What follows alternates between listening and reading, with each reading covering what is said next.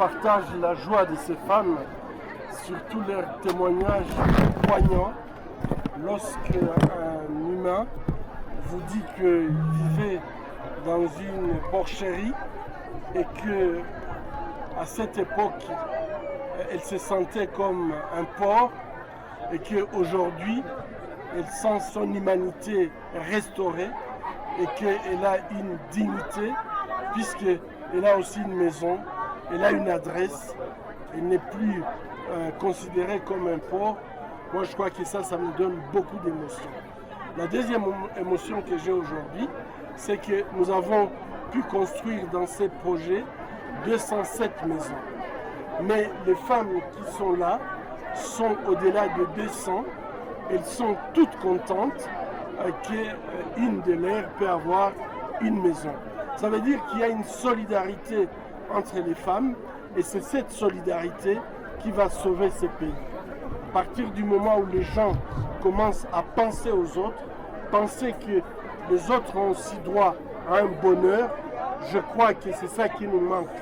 Ces pays ne manquent pas de ressources, les ressources existent, mais malheureusement, ces ressources sont accaparées par un nombre réduit de personnes et qui laissent les autres vivre dans la misère totale.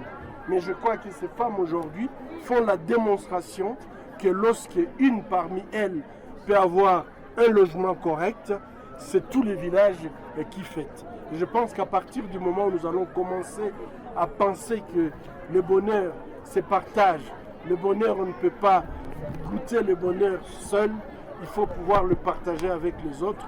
Je crois que les ressources de ces pays seront mieux partagées et je crois que la justice distributive peut permettre à ce que chacun puisse avoir sa part dans ces pays.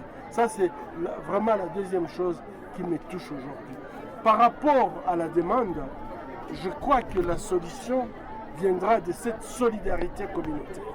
Il n'y a aucun doute, notre pays a suffisamment de ressources pour que chaque personne puisse vivre dans, pas l'aisance, mais avoir le strict minimum. Et je crois beaucoup à la justice distributive. Il est très très important que notre population puisse quitter ce que moi j'appelle le syndrome de Stockholm, puisque ce qui accumule les richesses, ce qui prive à cette population de jouir des richesses que Dieu nous a données, malheureusement ce sont les mêmes que cette population va applaudir, va donner leur vote, va soutenir, etc.